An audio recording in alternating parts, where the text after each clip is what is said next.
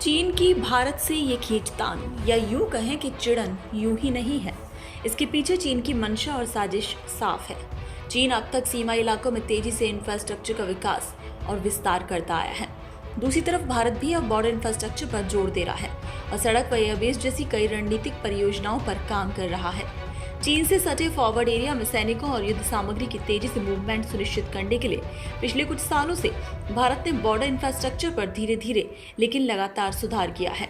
यही बात पेइचिंग से लेकर बीजिंग तक को रास नहीं आ रही। मौजूदा गतिरोध और तनाव की असली वजह भी यही है। वैसे भारत अब अभी भी बॉर्डर इंफ्रास्ट्रक्चर के मामले में चीन के मुकाबले बहुत पीछे है, लेकिन अब चुनौती चीन को मिलने लगी है। वो लद्दाख से लेकर अरुणाचल तक 3,488 किलोमीटर लंबे लाइन ऑफ एक्चुअल कंट्रोल के ऊंचाई वाले विवादित क्षेत्रों में रोड और एयर कनेक्टिविटी के मामले में चीन के दबदबे को लगातार चुनौती दे रहा है। यही वजह है कि चीन इससे चिढ़ा हुआ है। पूर्वी लद्दाख में चीन के तनाव बढ़ाने वाली हरकतों के पीछे भारत का बॉर्डर इंफ्रास्ट्रक्चर के मामलों में आक्रामक होना है। उदाहरण के तौर पर नई दिल्ली ने पिछले साल 255 किलोमीटर लंबे दारबुक शोक दौलत बेग ओल्डी यानी DSDBO रोड को पूरा किया। इसके अलावा कुछ अतिरिक्त लिंक रोड और पुलों को बनाने का काम चल रहा है। DSDBO रोड पर 37 पुलों का निर्माण हुआ। ये तकरीबन LAC के समानांतर है, जो देपसैंग और गलवान घाटी इलाके में आसान पहुंच उपलब्ध कराता है। ये सड़क रणनीतिक रूप से बेहद अहम काराकोरम दर्रे के नजदीक खत्म होती है। ये सड़क कई जगहों पर सैनिकों और साजो सामान के मूवमेंट के लिए कई गहराई वाले इलाकों में कई जगह लिंक की गई। एक वरिष्ठ अधिकारी ने बताया, हमारी कुछ सड़कें अब लद्दाख के सीमा इलाकों में सैनिकों की तेजी से मूवमेंट की सुविधा दे रही हैं। इससे पीपल्स लिबरेशन आर्मी अपसेट है। दोनों ओर से बेहतर इंफ्रास्ट्रक्चर का मतलब है कि दोनों पक्ष के सैनिकों के आमने सामने की आने की घटनाएं बढ़ेंगी। LAC पर भारत बॉर्डर इंफ्रास्ट्रक्चर बढ़ाया तो है, लेकिन अभी भी ये पर्याप्त नहीं। अधिकारी ने बताया, उदाहरण के तौर पर पूर्वी अरुणाचल प्रदेश में हमारी मुख्य सड़कें LAC से 20 से 70 किलोमीटर की दूरी पर हैं। हमारे सैनिकों को फॉरवर्ड इलाकों में पेट्रोलिंग के लिए मीलों तक पैदल चलना पड़ता है। दूसरी तरफ PLA को इस तरह की किसी समस्या का सामना नहीं करना पड़ता।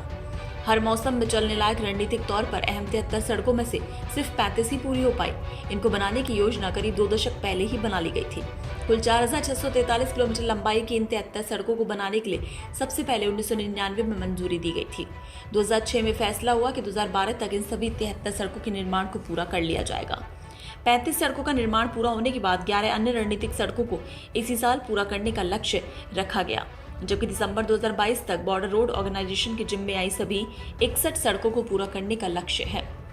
भारत ने सीमा इलाकों में एयरफोर्स के लिए जरूरी इंफ्रास्ट्रक्चरों को और मजबूत करने की दिशा में अच्छी प्रगति की है। पूर्वी लद्दाख के न्योमा DBO और फक्चे के साथ साथ अरुणाचल प्रदेश के पासीघाट, मेचुका, वेलोंग, तुतिंग, अलोंग और जिलों में पुराने एडवांस लैंडिंग ग्राउंड्स को न सिर्फ रीएक्टिवेट कर दिया गया, बल्कि उन्हें अपग्रेड भी किया गया। अब यहाँ C-17 ग्लोबमास्टर 3 और C-130J सुपर हरक्यूलिस एयरक्राफ्ट भी लैंड करने लगे हैं। इससे जरूरत पड़ने पर भारत अब LAC पर तेजी से सैनिकों और सैन्य उपकरणों को मूव कर सकता है। उदाहरण के तौर पर दौलत बेग ओल्डी में भारत ने 16,614 फीट की ऊंचाई पर ALG बनाया, जो दुनिया में सबसे ज्यादा ऊंचाई पर बनी हवाई पट्टी है। बात अगर चीन की करें तो उसने बॉर्डर पर मिलिट्री इंफ्रास्ट्रक्चर का एक जाल तैयार कर चुका है। उदाहरण के लिए तिब्बत स्वायत्त क्षेत्र में 14 एयरबेस बना चुका है, विशाल रेल नेटवर्क और 58,000 किलोमीटर लंबी सड़कों के जाल को तैयार कर चुका है।